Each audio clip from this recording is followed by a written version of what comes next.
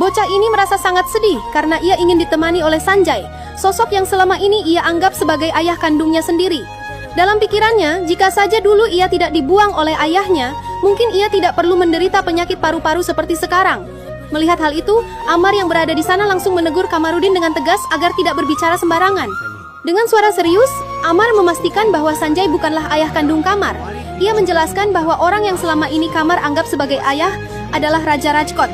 Keselamatan Kamar begitu diperhatikan karena paru-paru yang ada di tubuhnya adalah milik istri Sanjay yang dahulu tinggal di istana. Pengakuan Amar tersebut membuat semua orang terkejut. Tak lama kemudian, Sanjay tiba di rumah sakit. Nisa datang menyusul bersama adiknya Asya.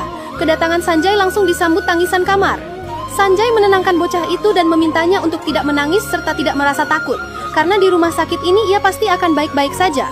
Kamar pun memanggil Sanjay dengan sebutan Raja Sap, membuat Sanjay sadar bahwa identitasnya telah terbongkar. Meski begitu, Sanjay memilih diam agar tidak membuat Kamar semakin sedih. Sanjay kemudian mengambil keputusan besar. Kamar akan diangkat menjadi anak, dan penanganannya akan dilakukan oleh dokter terbaik di dunia, yang telah ia panggil secara khusus. Perjuangan Sanjay dalam menyelamatkan 3 penerima organ istrinya, membuat Asya tergerak untuk menyiarkannya secara langsung melalui Facebook. Siaran itu memperlihatkan kisah cinta sejati seorang raja yang ditinggal wafat permaisurinya, namun tetap berjuang menyelamatkan nyawa orang lain. Di sisi lain, Inspektur Prakas yang belum juga berubah telah mengetahui identitas ketiga penerima organ istri Sanjay. Ia melaporkannya kepada Menteri Rakes. Perintah Rakes sangat kejam. Ketiga penerima organ itu harus dibunuh. Ia tidak rela organ milik istri Sanjay tetap hidup, meski berada di tubuh orang lain. Anak buah menteri kemudian menyebar ke tempat tinggal Pak Devi, Kamar, dan Nisa. Namun mereka tidak menemukan siapapun karena semuanya telah dibawa ke rumah sakit. Rangga pun mendapat informasi dari temannya bahwa sekelompok preman sedang mengincar keluarga Pak Devi. Tanpa menunda waktu, Rangga dan seluruh anggota keluarga segera melarikan diri ke rumah sakit tempat Sanjay berada.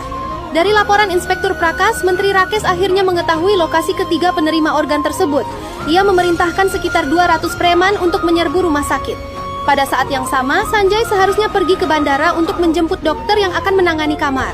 Namun setelah menerima laporan tersebut, Sanjay langsung berbalik menuju rumah sakit. Untuk sementara, para preman dihadapi oleh 6 pengawal elit Sanjay.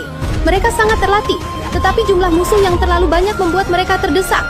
6 orang jelas tidak mungkin melawan ratusan preman. Situasi itu berubah ketika Sanjay muncul tepat waktu. Para pengawal yang sudah kehabisan tenaga kembali bersemangat.